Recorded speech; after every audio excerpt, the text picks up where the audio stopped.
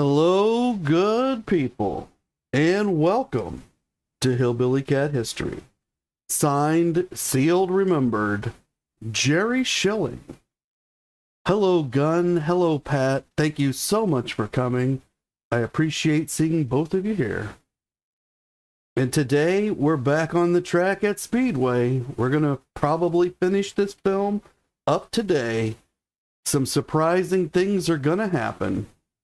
But we're going to enter into this particular set of circumstances for Elvis the same way that he would enter a dojo, through the crucible of a warrior. I'll see you guys on the other side.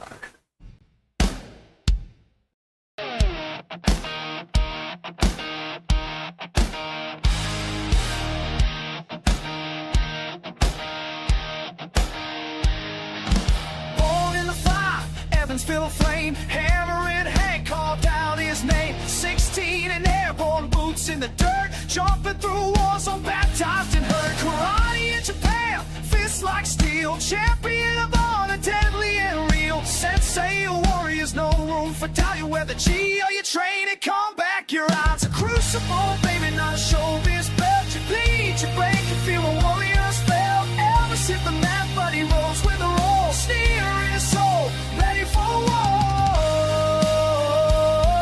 It's burning, burning, burning through the pain. Crucible of a warrior, forging Hank's domain. 30 throws, 9 dances, a fight. Bones to set, boards shattered on sight. Shoot or elbow, fingertip flame. Every strike a prayer, every cane a name. 6 weeks of fire, no cameras, no fame. Just sweat and bruises, no one played tame. Saw came in, fist like a Schilling said, put him down, break ribs if it's known. It's a crucible, baby, not a velvet crown. You fall, you crawl, but you don't stay down. Elvis hit the map, but he rose with the raw. Sneer his soul, ready for war. It's burning, burning, burning through the pain. Crucible of a warrior, forged in Hank's domain.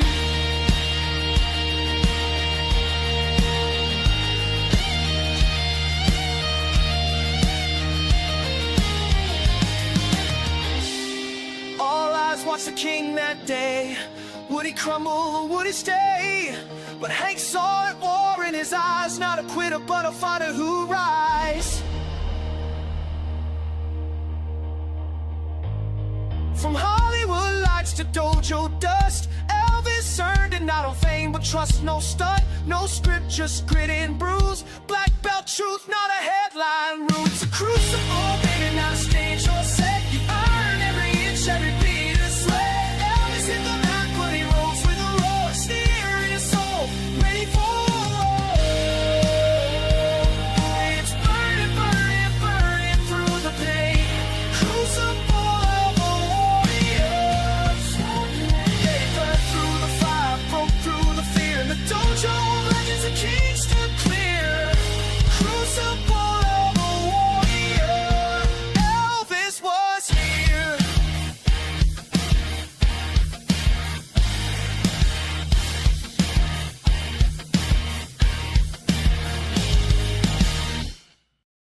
Thank you all for gathering here at Hillbilly Cat History, where we remember together and listen for the echoes.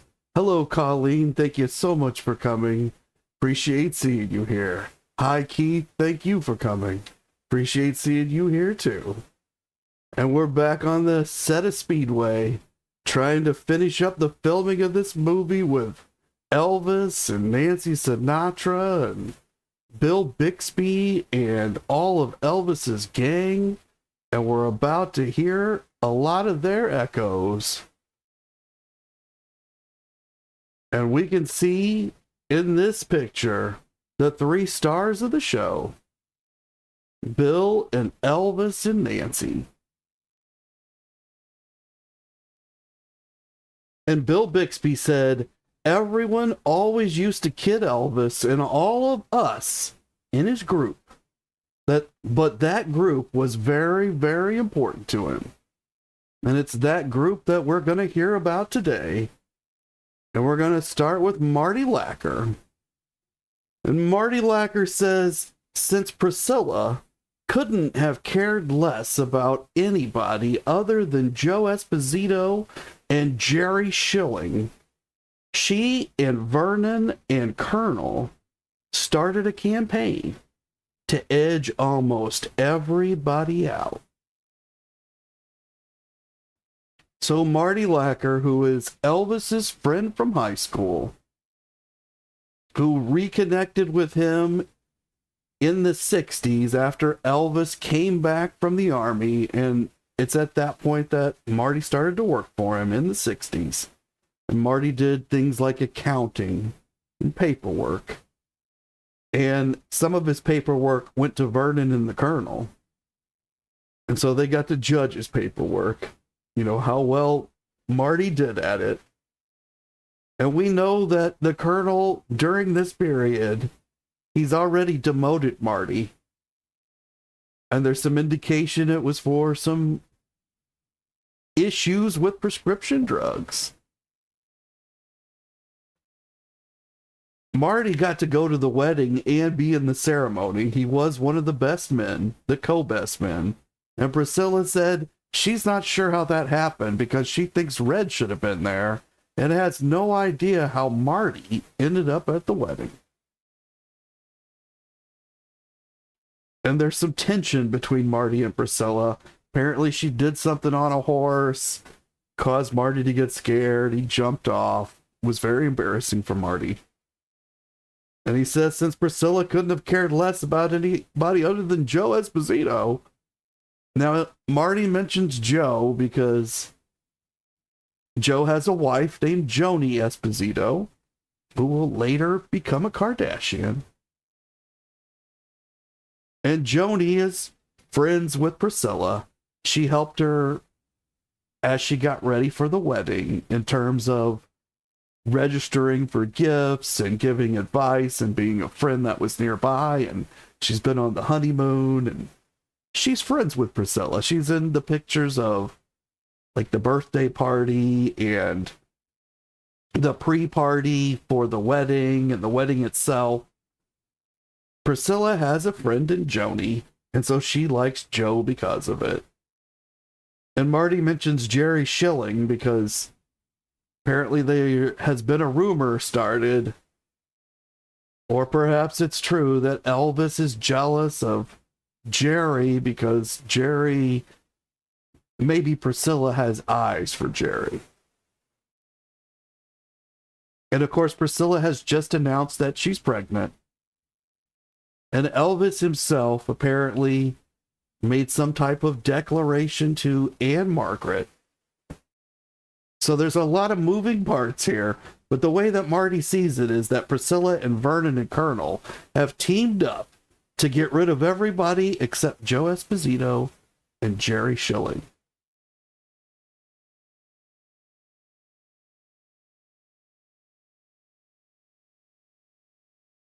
We can see Jerry Schilling in this picture. And here's what Jerry says. He says, I don't remember anything especially dramatic happening during the production of Speedway. But by the end of the shoot, I'd made one of the biggest decisions of my life. I was going to leave Elvis. So Marty says Priscilla, Vern, and Colonel, they formed a triumvirate. Probably said that wrong, pronounced that wrong. But they have shared their power three ways. And they've teamed up to get rid of these other people. But they're going to keep Jerry. But Jerry says, I've already decided I'm leaving. So Jerry doesn't appear to feel that anybody's trying to keep him. And we saw earlier in Clambake, there was a big to-do during Clambake because Elvis had fallen, he'd hit his head, he'd had a concussion. This was just a few months earlier. And the Colonel had said a lot of people were getting fired. And Jerry went to pack his bags, and then Elvis came into his room, even though he was supposed to be in bed with that concussion. And he told Jerry it wasn't about him. He wasn't getting fired, not to worry about it. But within a few months, and directly after, Jerry has spent this wonderful period of time on Circle G in his own trailer, which he says he's paying for, with his brand new wife on the greatest honeymoon of his life. Well, I don't know, maybe one of his later honeymoons was better, but it was the greatest one up to that point. He says it's time to leave Elvis. And Gunn says that she believes, as Marty had said, that Priscilla had a plan all along. I'm assuming to get rid of these people. And Gunn says that's her opinion only. And thank you so much for your opinion, Gunn. And everyone's opinion is certainly welcome here. I am not an authority on Elvis, and I have no qualifications to talk about him. I simply bring the source material, and we all get to look at it together. I tell you what I think it's showing us, but you get to decide for yourself. And we all walk away with our own opinions. And while you're forming that opinion, take a second to hit that like button. Make sure that you're subscribed. Be sure that you can tell other people how to get here to Hillbilly Cat History, where we remember together and listen for these echoes so that they can join us here and they too can hear what these people were saying all together about this point in time. It's not one perspective. We're looking at all the perspectives, just like when Picasso painted a Cubist painting. We're looking at all sides at once. And on Jerry's side, it's time to go. He's had enough. Doesn't say that he's angry or anything, but for whatever reason, by the end of this production, it's time to call it quits with Elvis.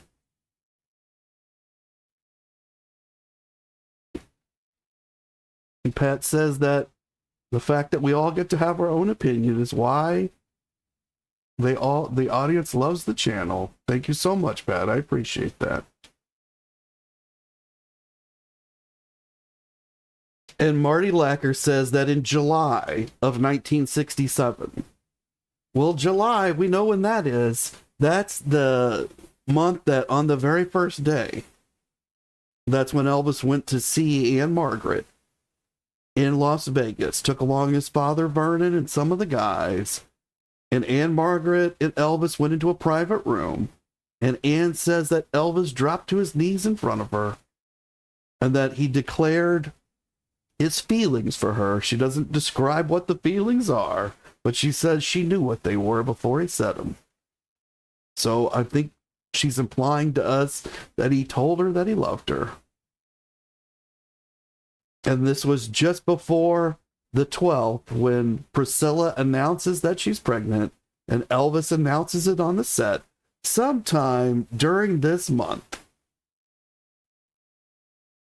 Marty says Vernon and Dee came out to LA one weekend and they trotted down to Palm Springs with Elvis and Priscilla and Joe and Joni. So Joe and Joni are Joe and Joni Esposito. Now, when Marty says in July of 1967, I think what he might actually mean is June 20th or 21st. Because that's the day that we saw the picture that had Vernon and Dee and the three Stanley boys and the governor of New York, Norman Rockefeller, and Nancy Sinatra. They were all at the recording studio. And we've got two conflicting pieces of information. It was either the 20th or the 21st. But it feels like that's the particular visit that Marty is referencing.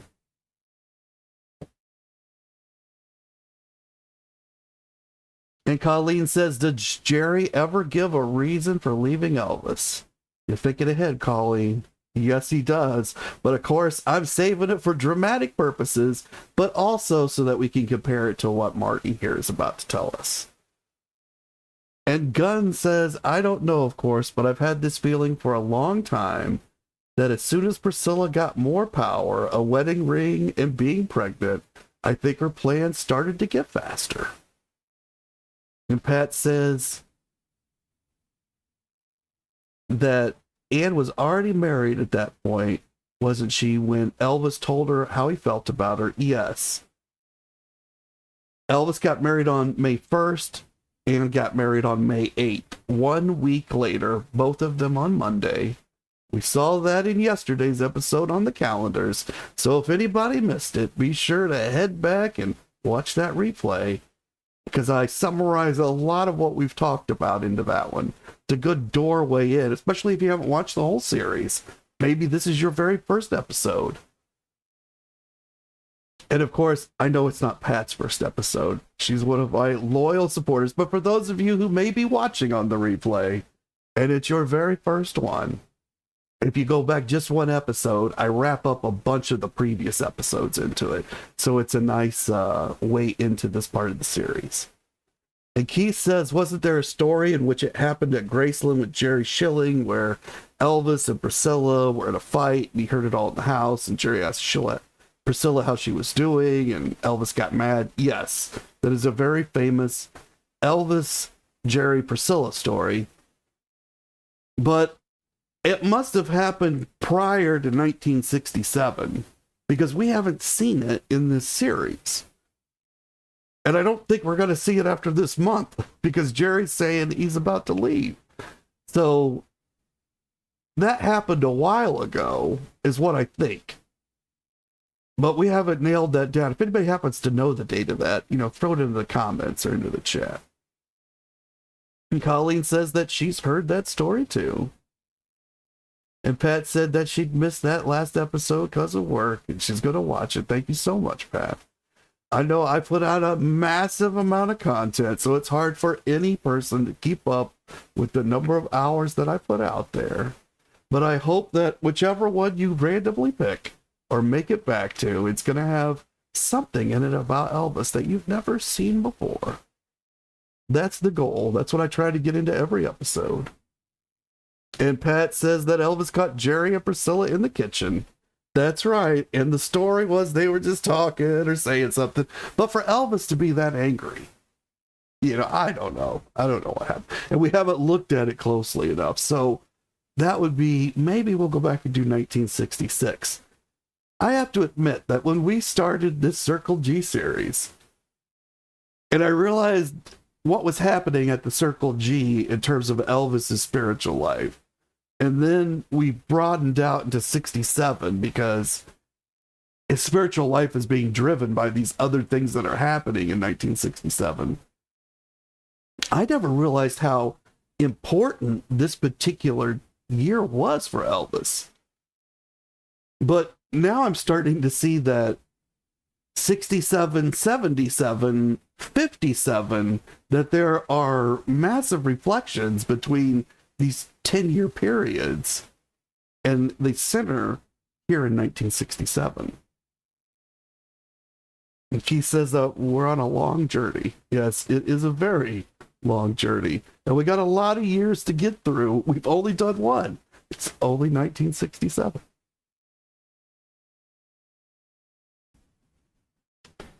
And Marty says that Vernon and Dee, they came out to LA one weekend and they trotted down to Palm Springs with Elvis and Priscilla and Joe Esposito and his wife Joni. And the morning of the day they were coming back, I got a phone call from Joe Esposito, and he said Elvis wants his dad and Dee to stay out in LA for a while. And he wants them to stay at the house. So that doesn't seem unusual, because Vernon is Elvis's father and he loves him. And Elvis is in a very family mood at the moment. And his dad is out. You saw in that picture that we looked at during the last couple of episodes, how happy Vernon was in that picture. So if Vernon's really happy, Elvis may want him to be around. And he's got Dee and the three boys, and they're having the boys are young. So they're just children at this point, and they're probably fun to have around as children. And Gunn says, had anyone asked Jerry about the meeting in the kitchen? Does he have an explanation? Yes, he writes about it in his book. And what he says happens is he hears Priscilla and Elvis having an argument in the room upstairs at Graceland. There is a stairs in the back of the upstairs that comes down into the kitchen. I think that is the stairway that we saw in the birthday party video.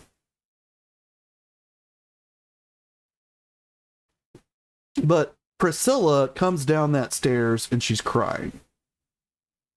They've had some kind of fight. She's visibly upset, and Jerry asks her. Now, what I'm saying is a synthesis of what Priscilla and Jerry say.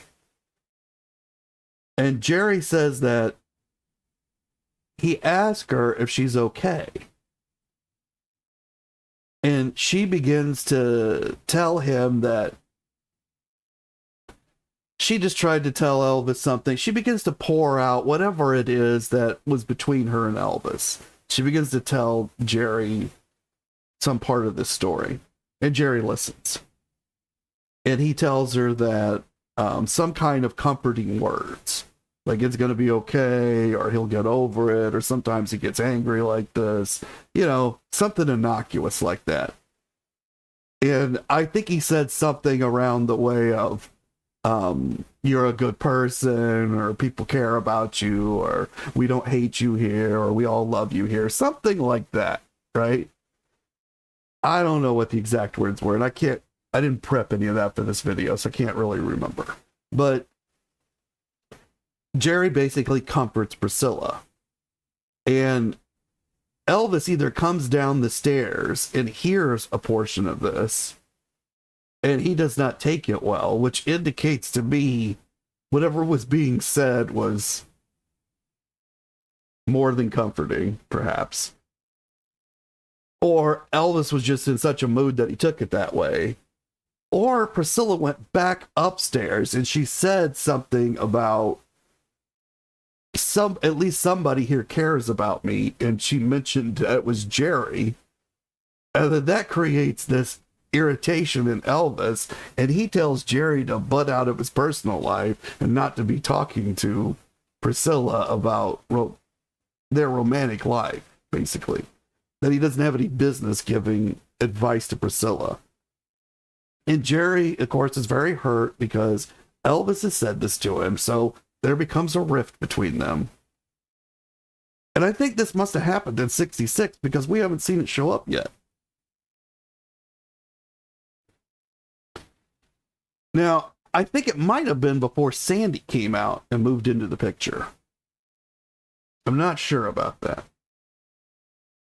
And Pat says that it's just her opinion, but she thinks that Jerry had feelings for Priscilla.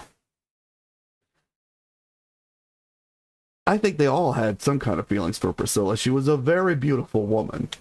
And she wasn't always mean and nasty. You could see, even in the videos and the pictures that we've seen, that she was fun to be around to some extent. But they feared her, not just because she was Priscilla, but because she was Elvis's girlfriend. And if they made the wrong move and she got mad at him, she could definitely get them terminated. So there are livelihoods on the line here. Anytime you've mixed this money into these friendships, it now becomes almost impossible to determine what everybody's true motives are.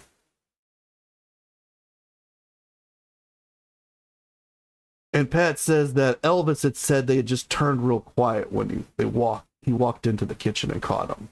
Right. And so I think there might even be like multiple instances that are wrapped up into a single story. That maybe Elvis had been noticing things. Elvis was very perceptive. And the implication within the story is that Elvis misinterpreted everything that was going on. And it's possible that Elvis misinterpreted. I'm not saying that he didn't. When your feelings and emotions at a high level are involved in things like this, it's easy to misinterpret. But Elvis was very good at reading people. He was very good at this, and he'd been practicing it since he became famous because people wanted things from him all the time. And so he had to get good at it. So I don't know that he couldn't read the emotions of two people who lived in his own house. But I don't know. We'd really have to look at that whole event much, much closer. Keith says that he thinks I hit the nail on the head. Thank you so much, Keith. And Pat asks, what went so wrong that Priscilla is the way that she is today? I feel that Priscilla, she's very attuned to the secular and to the wealth and the materialistic side of it. And I see her take a lot of actions that center around this money. And I can't help but notice that she spent a massive amount of money. And I think that there comes a point in every person's life where if you've spent a certain amount of money, and I think this might have bothered Elvis himself, you've made a certain amount of money, you've spent a certain amount of money, there's almost no way you could have done it without crushing some people, without some kind of something on your conscience about that. Now, maybe that's not true. I can't really say. I've never had a great amount of money, so I wouldn't know. But I think money it's very easy to be corrupted by money.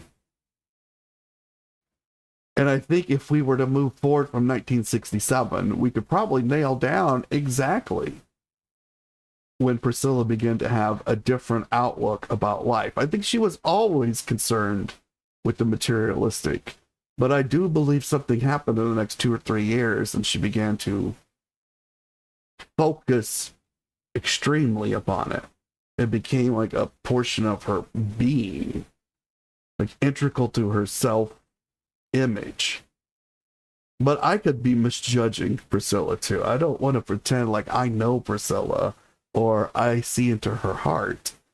I would be interested in moving forward and trying to figure out what exactly happened in this relationship between Priscilla and Elvis. It's very complicated. We could see that things are going on right here in this movie, and that it's not all on Priscilla's side. But at the same time, things are going very well for her. And Gunn says the kitchen thing happened in 66 and yet they got married. Yeah, I think it had to have happened before this because we haven't seen it come up. And Jerry's about to disembark. And Keith says that he thinks the Scientology got her. I don't think it helped. But we can't say, they'll shut us down. I'm just kidding. I don't think they have that kind of power, but maybe. And Pat says that it is strange, isn't it?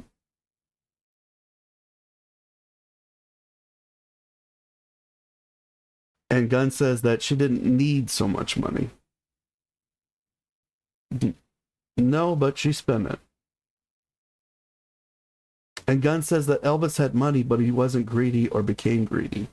That's true. But I think that we all recognize in his life that he fought against that he openly and publicly fought against it, and that he kept himself somewhat pure from the money. And I think one way he did that was he never thought of it as money. He thought of it as a means to the joy and happiness of himself and his friends. That there was freedom that the money symbolized, but the money itself he didn't care for. And Pat says that she agrees that something definitely went wrong. Hi, Luann. Thank you so much for coming. Appreciate seeing you here. It's 3:29 p.m. here. Happy coffee. But back to what Marty Lacker is saying. He says he got that phone call from Joe, and Joe says, hey, Vernon and Dee and the boys, they're going to stay at the house in LA. And then Joe says, but the house is getting too crowded. So Elvis wants to give you a choice. You can either go back home to Memphis and work on the ranch with Alan, or you'll have to get an apartment out here. So Marty's told that the house they're in doesn't have any more room for him, Elvis's house, because the family's going to be out here for a while. And Marty is a friend and an employee, and we got to make room for the family. And Elvis gives him a choice. I'll get you an apartment out here, or you could go back to Circle G with Alan. Now, what does that mean, that you can go back home and work on the ranch with Alan? Well, I think it means that, as we know, Alan's on the ranch because he himself has a prescription problem. He's trying to get over an issue he's got with some pills. And Billy Smith's been telling us that Alan will get out there on a tractor, a lawnmower, and while he's mowing this giant lawn at the Circle G, he'll fall asleep while the mower's running. So he's got this prescription issue. And that's the reason he's been taken off the road and put in charge of the ranch. Can't be out here with the others because there was an incident. And now Marty's being told, hey, maybe you should go back to the ranch. And we know that the colonel's already indicated that Marty has a prescription issue. So it sounds to me like Elvis is strongly hinting to Marty that he has a prescription issue. Marty does. And it would be good if Marty could take care of it. And it's at the point where Marty can't stay at the house anymore. Marty needs to either go back to Memphis with Alan and kick this habit, or go out to an apartment here and kick this habit. But either way, he can't be at the house. It's gone too far. Now, that's what I'm reading into this. I can't say it's true. I can only point out that we've already seen all this other information. And Keith is saying that Elvis put Marty out to pasture to dry out. Exactly. Hey, Marty, we figured out a way that this worked for Alan, or it's working for Alan. Maybe you should try this. So Elvis doesn't terminate him, but there appears to be some kind of personal issue going on here. I'm linking it to the prescription issues that we've already seen that Alan has, and that the colonel has referenced in a letter to Marty.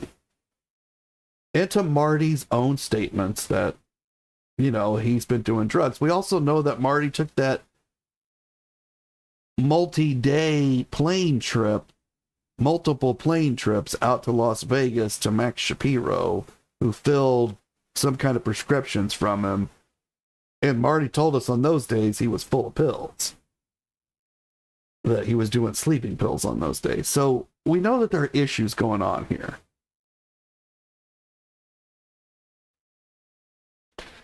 And Marty says that he told Joe, he says, well, Joe, you don't really need an answer from me, do you? You know exactly what I'm going to do.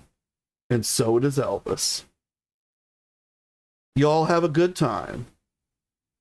And I hung up. So Marty got the call from Joe, and Joe said, hey, you've got to move out. You're either going to an apartment, you're going back to Memphis on the Circle G. And he goes, which one is it? And Marty says, you already know which one I'm going to pick. And he hangs up the phone. And so which one did he pick?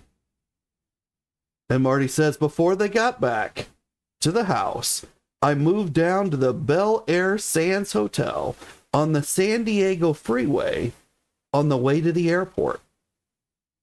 And everybody who hadn't gone to Palm Springs came over to the motel with their wives.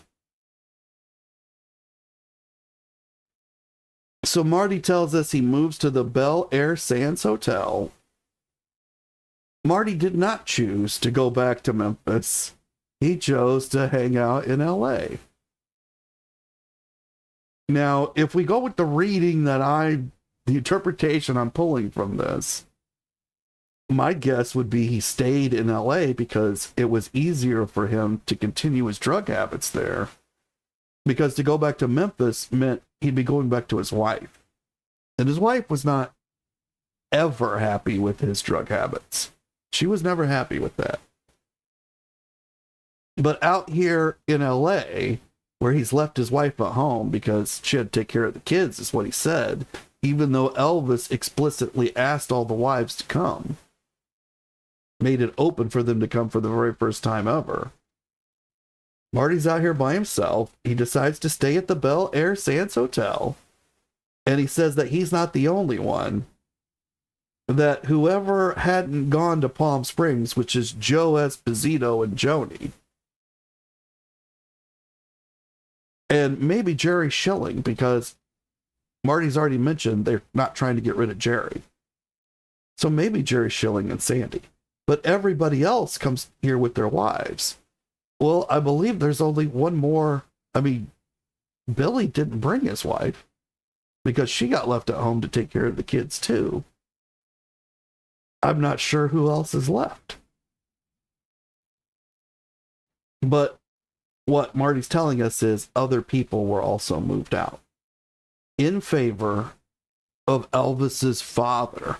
Now, I don't know whether they should be mad about that, and they're also not paying for this hotel.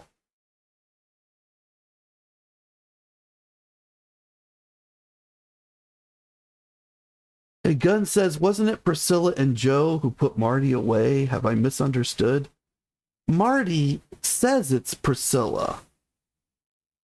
And he links it to Joe. And he says that Colonel and Vernon are in on it. But what's actually happened here is Joe Esposito has called Marty, and he said Elvis wants Vernon to stay at the house, and you have to go. Now, Marty's telling us it's because there wasn't enough room. I think it has something more to do with the room than just the room. I think Marty is acting in a way, and I think Marty left his wife at home so that he could participate in these habits and act in this way out here. I almost think Billy Smith did the same thing. Because did they really need to stay home to take care of the kids? This couldn't have been worked out. Maybe they did. Kids are important. I'm not going to say they're not. Maybe these ladies just didn't want to come.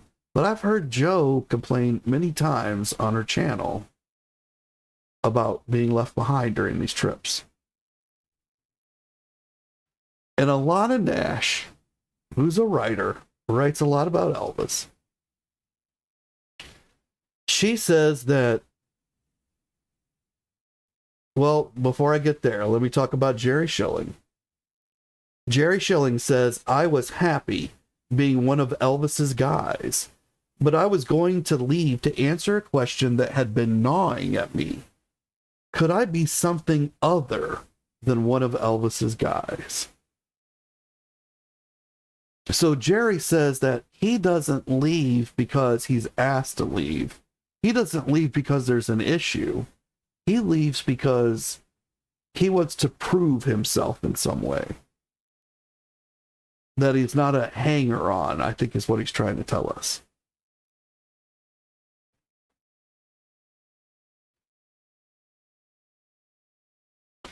And Alana Nash says that near the end of the picture Speedway, near the end of the filming, Nancy Sinatra was in her trailer alone. She was wearing only jeans and a brassiere. And she went to her closet, to pick out a shirt. She had just removed her bra when Elvis popped out of the closet. It was an awkward moment. She tried to cover herself and then she laughed, and Elvis pulled Nancy to him. So this would have been in August, because the filming ends in August. So sometime in August, Nancy was in her trailer alone, and according to Alana, Elvis had gone in previously and hidden himself in her closet. And he waited for her to get undressed, and then he popped out. And according to Alana, it was an awkward moment. But then Elvis pulled Nancy to him. Now, how does Alana know this?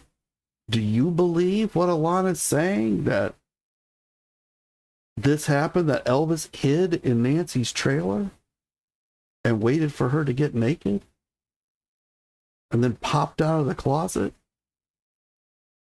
And Luann says it sounds like high tension in the air with the guys. I think so too, Luann. There's a lot of tension going on. I think it's all stemming from Clambake.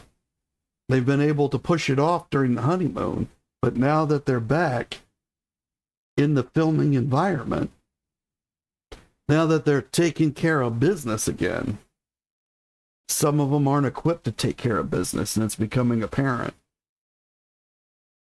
And some of them are very angry with Elvis over this whole situation with Red, I believe.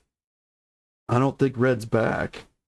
I think he said he came back after a month or so, but as we've seen, that would be in the middle of Speedway, and we haven't seen any Red. We haven't heard from him. He's not shown up in any of the pictures.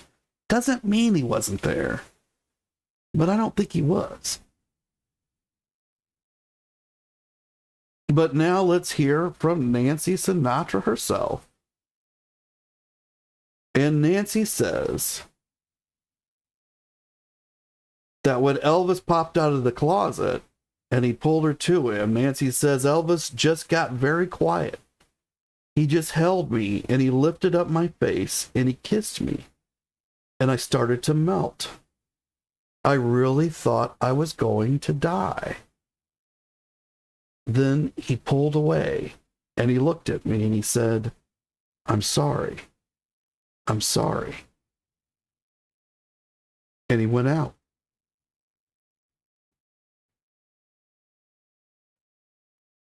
So Keith says that he doesn't believe Elvis waited for Nancy in the trailer. And if I'd only heard it from Alana, I would agree with Keith. But Nancy says it did happen. And that he lifted up my face and he kissed me and I started to melt. And I really thought I was going to die. Then he pulled away and he looked at me and he said, "I'm sorry. I'm sorry." And he went out. Hi, Jen. Thank you so much for coming. Appreciate seeing you here. And Pat asked, why is he sorry?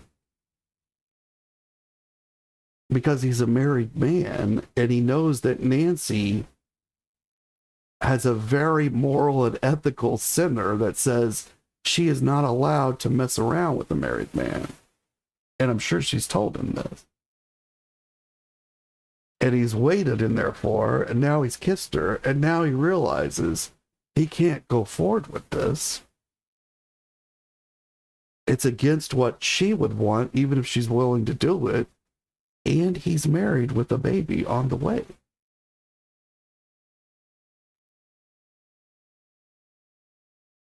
And Bill Bixby says Elvis was surrounded by people that he trusted, that were friends of his, and would keep him really from either getting hurt or getting involved in a situation he was unable to get himself out of.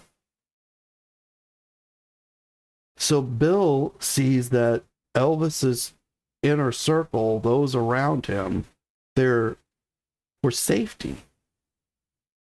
They're to keep him from getting hurt and to rescue him when his fans have surrounded him and are pressing in on him so that he can get him out of these situations that he may have inadvertently walked into, like into a movie theater, then he can't get back out.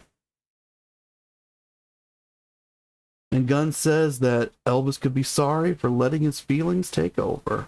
I think that's it, Gunn. I think that's very close to it. And Key says, I don't think any of the guys ever told this story about Nancy. Of course they didn't. They didn't know. Only Nancy knew. And Pat says that it's so confusing. And Luann says that she didn't think so either.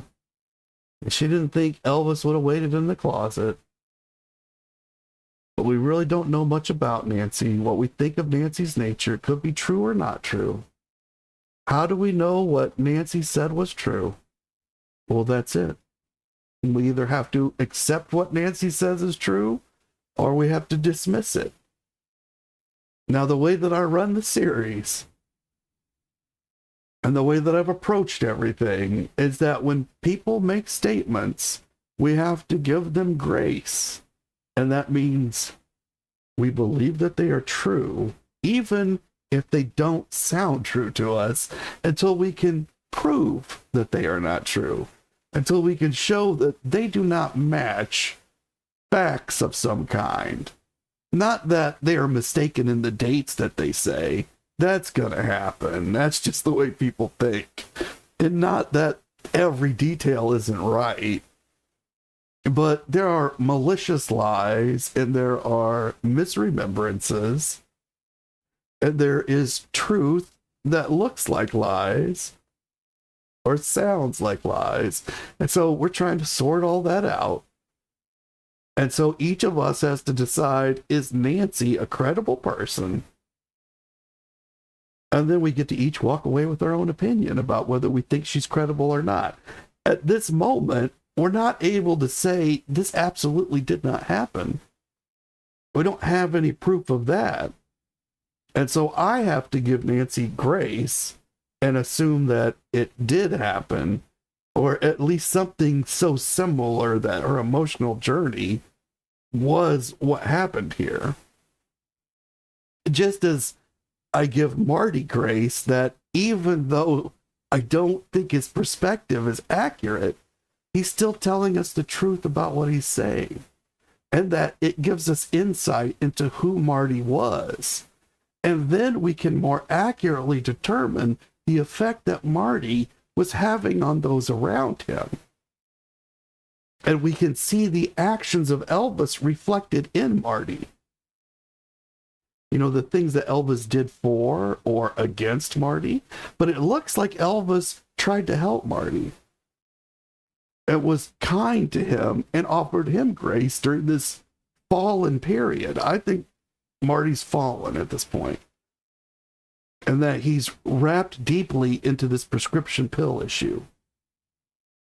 And that he's not able to control himself with the addiction. It's an addiction.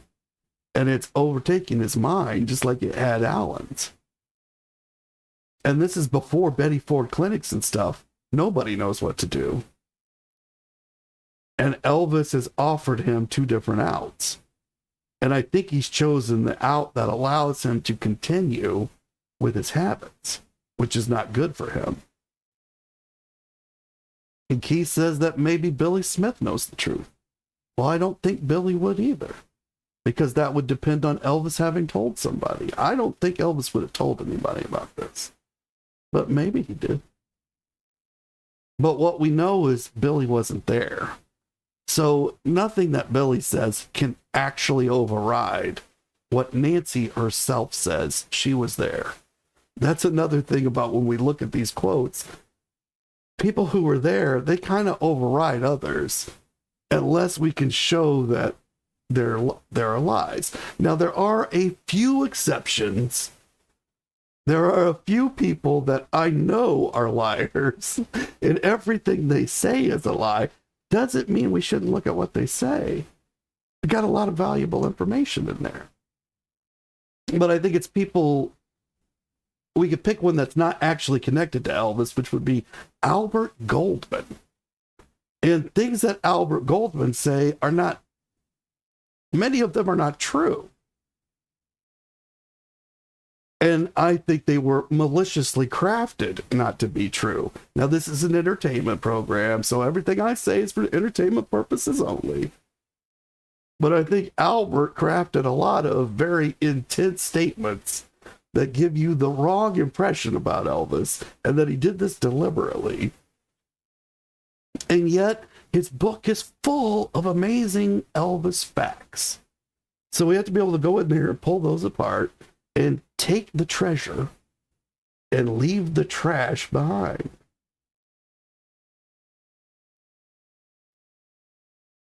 And Bill Bixby says Elvis was surrounded by people that he trusted, that were his friends and would keep him from really getting hurt or getting involved in a situation he was unable to get himself out of. And one of these people that Bill is talking about is Jerry Schilling.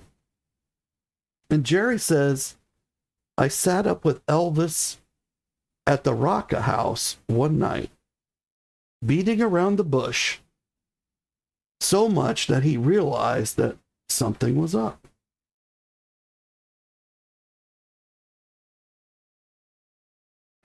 So they had a conversation. And Elvis says, Jerry, what's on your mind? Say it, man. And Jerry says, I appreciate everything you've done for me, Elvis.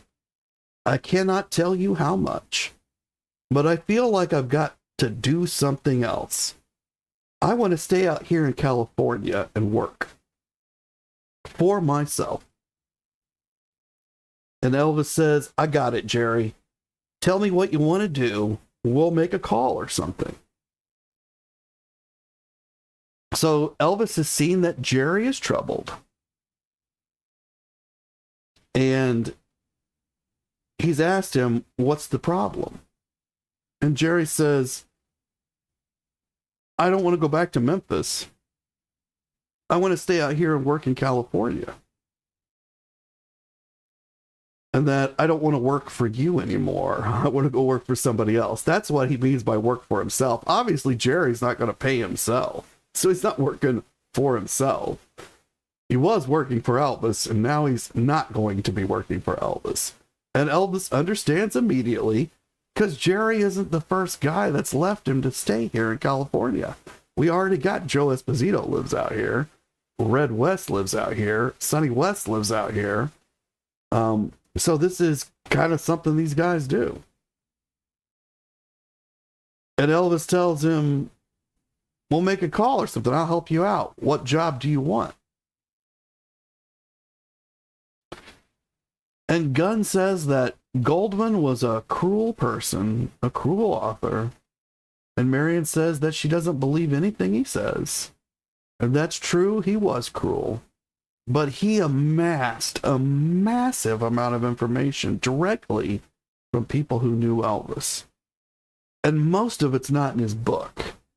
Most of it's at the library that he's connected to, Columbia University. So if you ever meet anybody that is a student or faculty at Columbia University, please have them get a hold of us so that we can access these wonderful records, which they have digitized.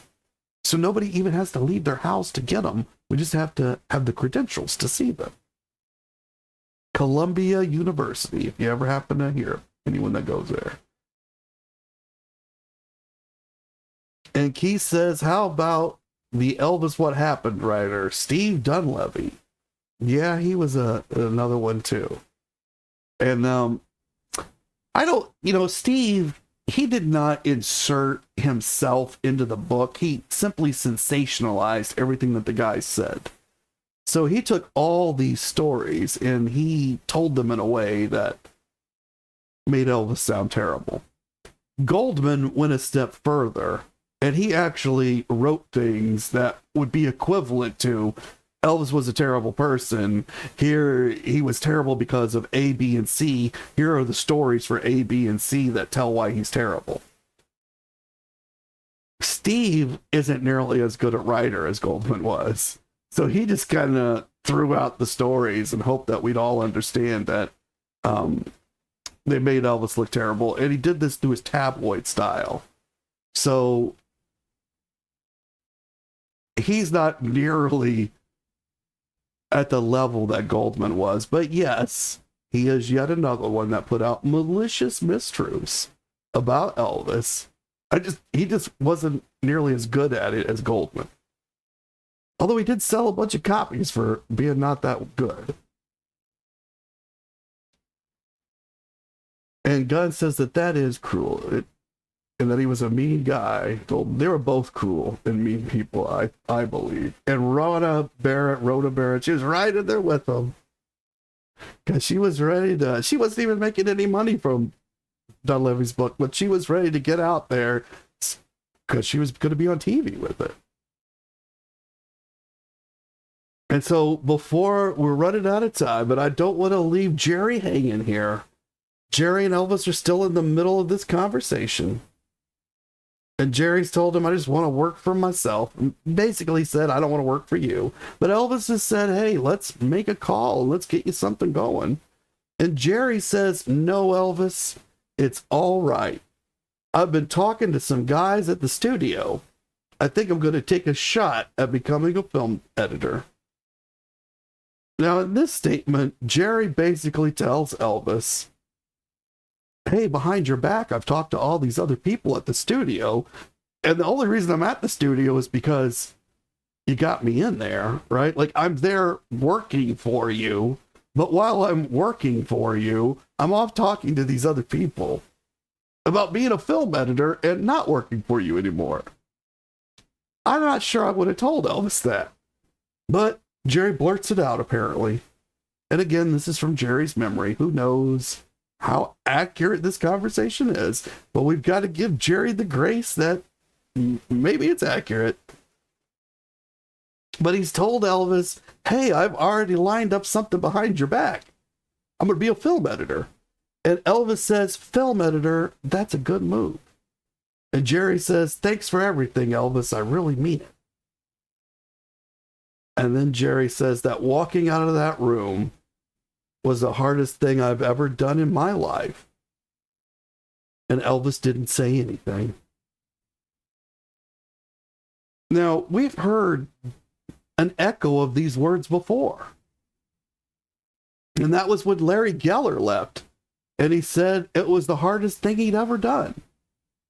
Now, in Larry's case, he didn't actually leave because Jerry called Larry at home.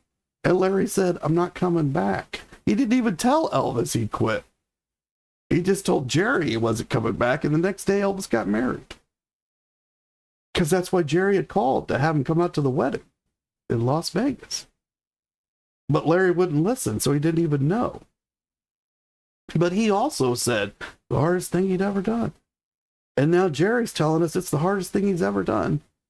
But he's leaving Elvis. And that Elvis didn't say anything about it. And that's the story of how Jerry left Elvis in 1967. Did you guys know that Jerry was leaving us at the end of this movie? And that this would be it? And that Marty, well, he's kind of on the outs right now. Things aren't looking good for him either. So when we come back in the next episode, we'll catch back up with these Memphis Mafia guys and find out what happens. We know Jerry's leaving to be a film editor. This is it for him. And we'll wrap up the rest of the Speedway and we'll move into the next adventure in Elvis's life. And Gunn is asking, did Jerry come back? Well, later. But not in 67. So, and I'm not sure when Red comes back. And Larry doesn't come back for a while. And Marty as well will be gone for a while. So we're losing people quickly here. And you got to wonder, Jerry, you just bought a trailer that you're making payments on back on the Circle G. How are you going to live out here in California? Jerry doesn't mention that. He doesn't tell us how it all happened. But that's the end of it, as far as Jerry tells us. So until I see you guys all again, I'm going to tell you all to keep on taking care of business. I'm going to play out this song for us, and it's about cars, and it's called Trust in Motion. Thank you all so much for coming. I appreciate having you here.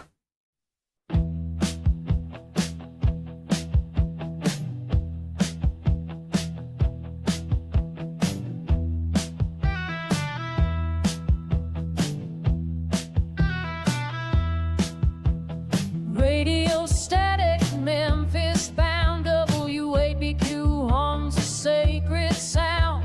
Green, green grass, again and again. The DJ's risk for a loyal friend. Elvis smiles, no words exchanged, just a test of love on a range. Keys in the dark, showroom glow, a Cadillac waits in a silent show. Merry Christmas, GK said, a yellow chariot, tears on shade. What's fame and fortune worth, my friend, if it's not something we can lend?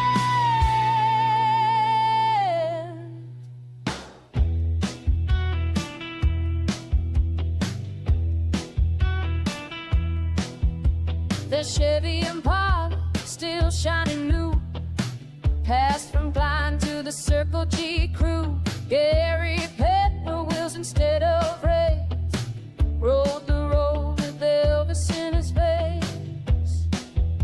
Sterling drove it, errands and guard, a father's devotion, quiet and hard. He couldn't walk, but he moved the crowd. Fancy and twisted, but faintness allowed. No car was filtered, no machine spin, just Kelly's truth.